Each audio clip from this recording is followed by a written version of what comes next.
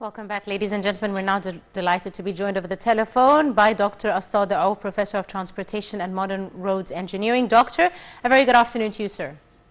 Good afternoon. Thank you very much. Thank you so much, Doctor, for joining us this afternoon.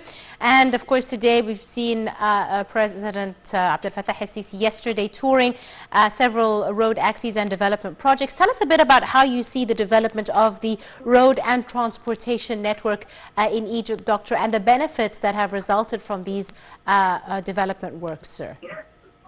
Okay, before talking about the benefit of the highway networks and its relationship between the highway networks and the economic situation of the country, let me firstly talk about the visit of yesterday for President Abdel Fattah el-Sisi. Yes. For the network of roads and access in Cairo. The President yesterday was keen during his tour to refute what has been circulated recently regarding dealing with the cemeteries and historical places within the area of establishing and developing roads in South Cairo. Yes. Then linking them to the new access, President also stressed on the importance of understanding the real and the exact situation of the huge efforts made by the state, which aims to achieve a balance between mitigating the effect of from vehicles, getting a smooth traffic movement by improving the quality of roads and exploiting all available surface for this, and between protecting and preserving the historical capabilities in those areas. Yes. Through many innovative solutions, like construction bridges, for example, without removing anything or compromising. Also, the President tour yesterday, including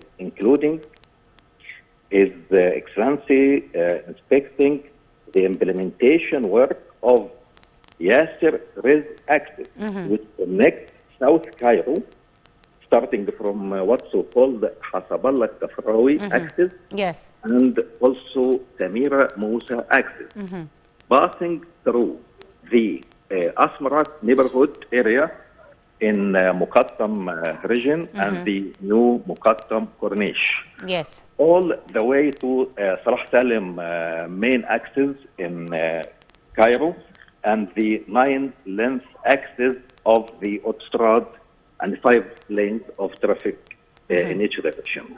Yes. Yesterday also, the President inspected the progress of work on the Mohammed Ajdat Adil axis, which is a new axis to connect South Cairo as well to Helwan, starting from Autostrad Road to Ain al-Sukhna Road, connecting them to the new administrative capital and the area of East Cairo through the Shahid axis, which is 12 kilometers long and 5 traffic lanes for each direction, up to 8 lanes in each direction in some areas.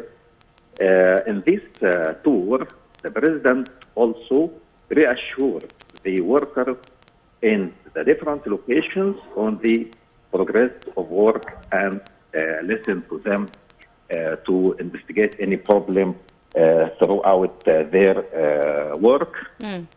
Now we can talk for you the relationship between such huge highways networks around Egypt and the relationship between them and the economic situation of Egypt. In my opinion, I wanted to mention to that when you link all cities in Egypt with very good and strengthened highways and transportation transportation networks. Yes. Including high-speed train, including also LRT and many transportation modes, which is very modern.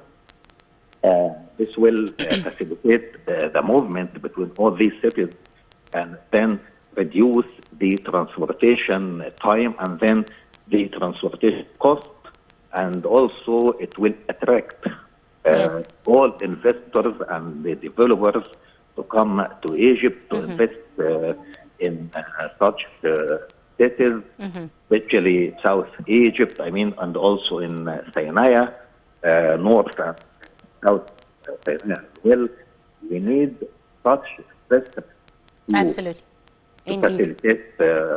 to facilitate movement between cities, and then will attract the development.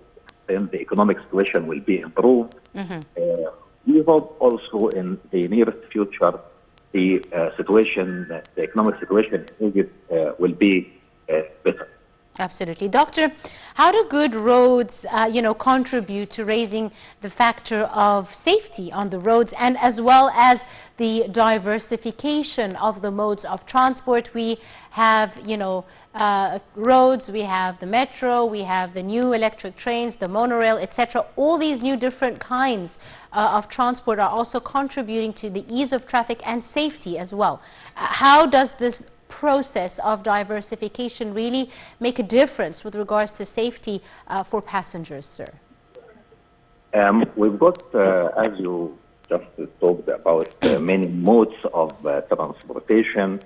I want to concentrate on the new transportation network using the high-speed train and the monorail, also LRT. All these modes of transportation are environmentally friendly. It uses electricity power instead of gas, which was using in the old transportation mode, and it will provide more safety for the passengers. Comparing with the old modes or the traditional modes, also comparing with the passenger, the private cars, and all modes of the old transportation. Now, Egypt depends on the modern transportation modes, and also it will provide more than safety and also economic for movement, especially for youth and for passengers as well. I wanted to stress on the movement of goods, because goods cost a lot of money to transport from city to another city, or to harbor for import or export. So if you use economic mode of transport, you will save money, and the whole cost of the good will be reduced, and then it will have positive effect on the economic situation. Absolutely. I'd like to thank you very, very much, Dr. Sadiq, Professor of Transportation and Modern Roads Engineering. Thank you so much, sir, for joining us and for your insight. Ladies and gentlemen, a short break, and we'll be back for more. Stay tuned.